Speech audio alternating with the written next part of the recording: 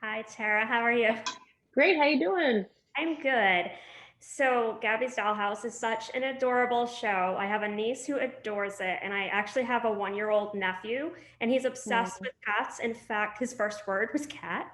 oh, No, so I sweet. can't wait for him to get just a little bit older so he can, enjoy the show because I know he'll just. Oh, You voice two different characters on this show.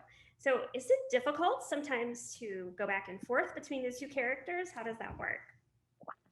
it's not really, sometimes it can be challenging playing two different large roles in a series if the voices are dueling or similar, where you have to make sure you're giving them enough of a differentiation or, um, you know, exerting vocally a lot, then it can be very tiring on the voice. But this show, it's not really challenging to go back and forth because they're both different, unique, completely different ages and headspaces. So um, we usually do the entire show as Kitty Fairy and then do all the lines as Mama Box. But even if we did them back to back, I think I'd still pull it off pretty good. Okay, so Hi. you have voiced a ton of characters I've seen, and can you tell us what's the most difficult thing is about voicing an animated character? Probably if it's vocally taxing, they can have an actor for up to 4 hours for a session. So if it's just you in a session, for instance, a video game, and you're doing a lot of exertions, death sounds, screaming, punching, kicking, that can be vocally taxing. Also, anime can be very challenging because you as the actor want to make sure you're in all these moments and being authentic with matching existing lip movements and in another language. So those two things, where something's vocally taxing or you're matching something and you want to really be conscientious about making it as close to the original vision as you can, are probably the two most challenging things in a business that's pretty darn wonderful. Okay, one of the things that I enjoy most about Gabby's Dollhouse is that it's not annoying.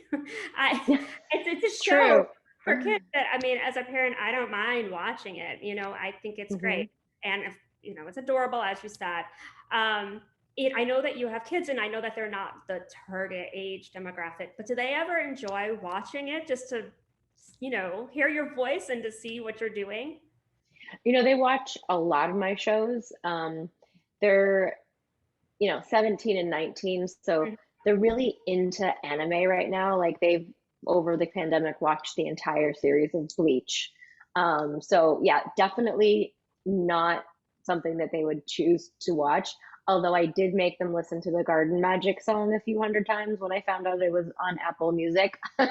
So they've definitely heard it and they know how cute the characters are, but they haven't really sat and watched the show. Okay, aside from Kitty Fairy and Mama Box, of course, do you have a dream role that you would like? On the show, Or just in general, like any sort of what your like oh, ideal dream role would be? well, I'm pretty sure we have to do Gabby's Dollhouse on Broadway, so I would like to play myself, and I don't want them to recast it when that happens. I agree. I agree. Get that.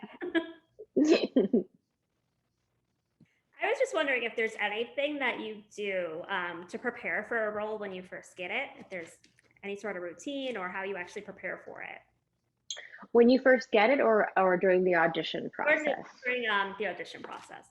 Yeah, so they will typically send you a drawing of the character, a brief character description, sides, which is a portion of the script, and then sometimes either a show Bible or some descriptive words about the world that you'll be participating in.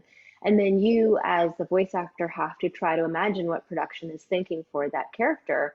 And they'll give you hints like, how old the character is, where they're from, maybe if they have teeth missing, or whether it's a boy or a girl or whatever. And I usually, at my home studio, I will sit in my studio until I love it. And sometimes it takes 5 minutes, and sometimes it takes 3 hours. And I'll usually send like three different versions for production to choose from.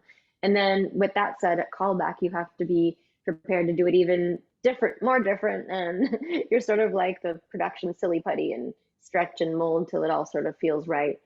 But it's a very collaborative process, actually. Thank you so much. Hmm.